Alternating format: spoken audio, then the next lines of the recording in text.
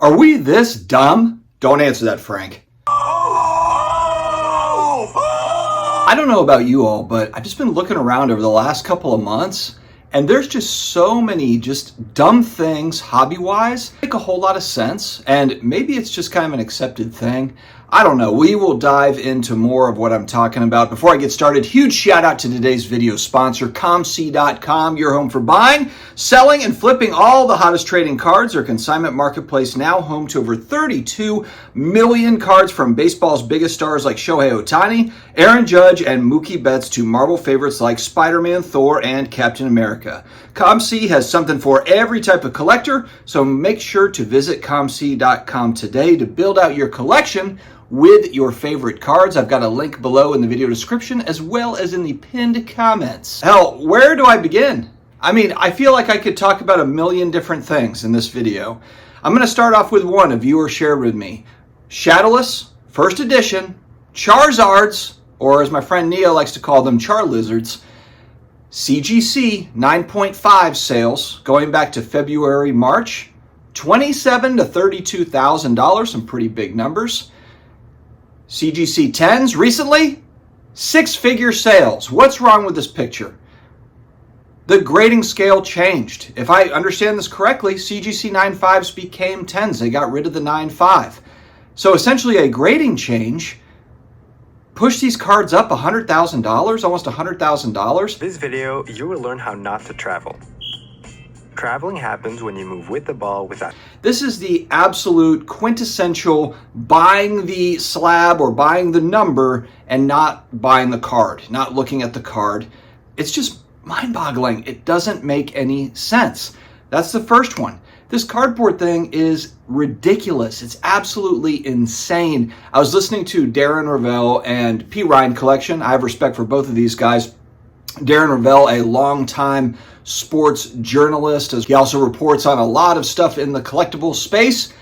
And they had a conversation on IG, I think it was yesterday, maybe the day before, and I'm just listening to this. And again, I've got a lot of respect for P. Ryan Collection. Patrick Ryan has a huge sports card and sports memorabilia collection. Insane, unbelievable stuff. And I'm just kind of listening to these guys talk, and they talk specifically about Type 1 photos as well as game used, and just kind of the ascension of these two parts of the collectible space. Type 1 photos really came out of nowhere. If you go back 5 years ago, from what I've heard from people, Type 1 photos were $20, $50, $100. Now they're selling for thousands, tens of thousands of dollars. Some are six-figure photographs.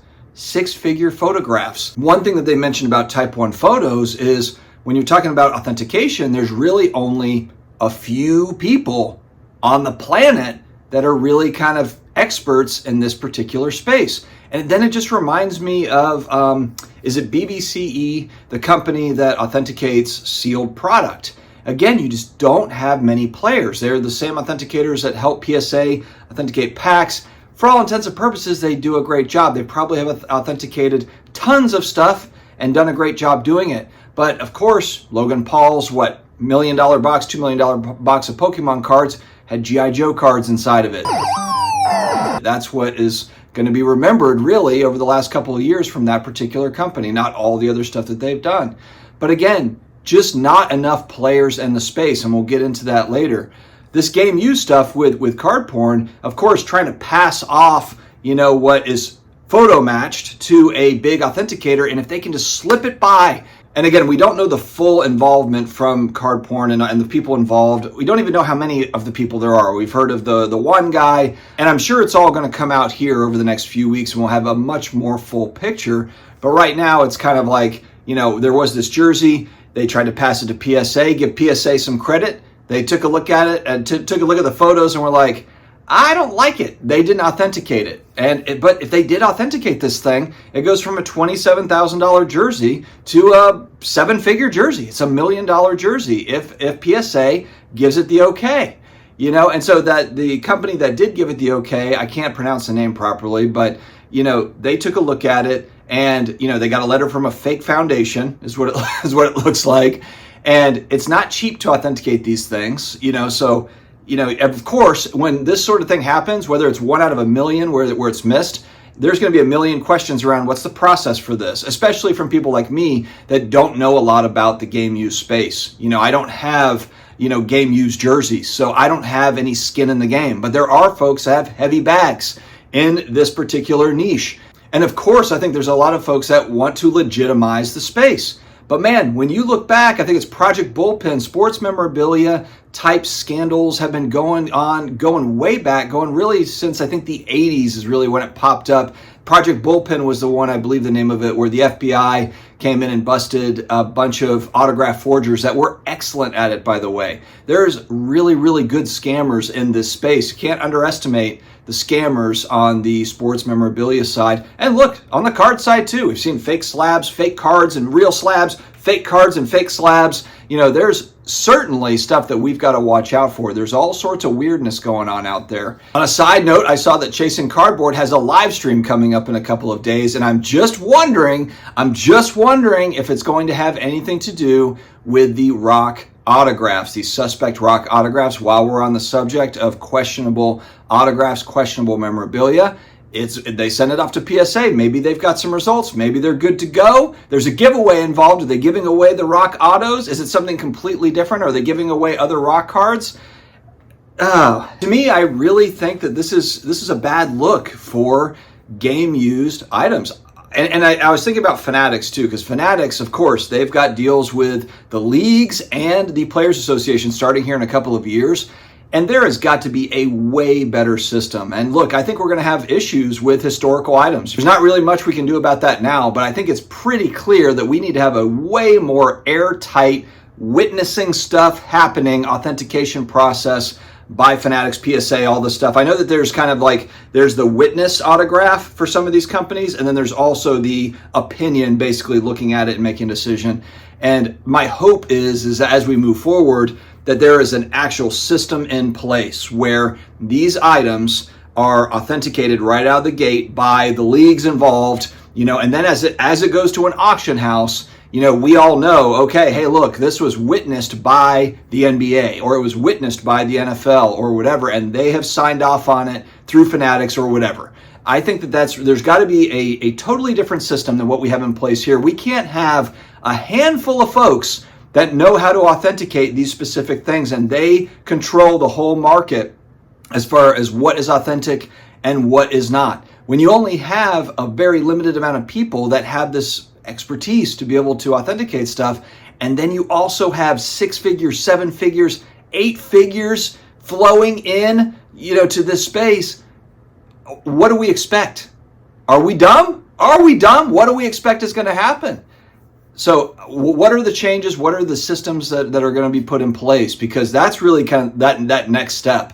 It can't be business as usual if there is that hope of really legitimizing, this as a alternative asset, whether it be with, sports memorabilia, autographs, sports cards. I know people will say like, hey, this is a hobby. This is a cottage hobby. It's not, though. It's not a cottage hobby anymore. Over the last few years, prices for everything have shot way up. And right now we're talking specifically about game-used items, autographed items, and expensive cardboard. It's just way more than it used to be. And so we have to adapt. The industry has to adapt to these things. Darren Ravel said, hey, look, auction houses need to be a little bit more involved in this stuff. With everything he said that has passed through over the last few years, odds are there's been things that have gone through that maybe shouldn't have gone through. It is what it is, but it's something that needs to be addressed. I really do think that it's a black eye, though. See how deep the story goes with card porn, and you could say like, oh, well, this is one of many examples. Yeah, but Darren Ravel's covering it. He's a longtime journalist, sports journalist, and it's going to get the attention. Ravel said that the NBA has heard of this. They know about this. They know what's going on with it, so that's got to tell you something. Like, the leagues are going to care about this. They are going to, I think that they're going to put pressure on Fanatics to do something about this, or to do this, that there has to be a separate system in place to make sure that it's viable, because they're all in it together. Fanatics, the leagues, the players, everybody's in it together. And I'm sure that they want to see that business grow. I think that part is really good for all of us, because I do think, and as much as people are going to slam on Fanatics and some of these other companies, I do think that they have incentive to get it right.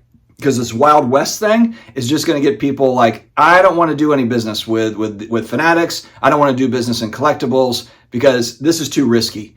Who's going to spend 6 figures, 7 figures on these items and not be sure? And it's not to say that the authenticators for game used and for type 1 photos aren't good at what they do. There's just very limited options out there. And that's a little bit nerve-wracking. And I think if you're going to come in and spend big money, which people are doing, and continue to see that grow and move forward, then I think there's going to have to be a little bit more seriousness. There's going to need to be more need to be more investment in making sure that this stuff is what it is, double checking, triple checking, all of this stuff. Because man, there's people that are looking at this and just licking their chops and can't wait, to get in and make a fool out of us. So anyway, that's all I've got. Stay healthy, stay awesome, and I will talk to you again later.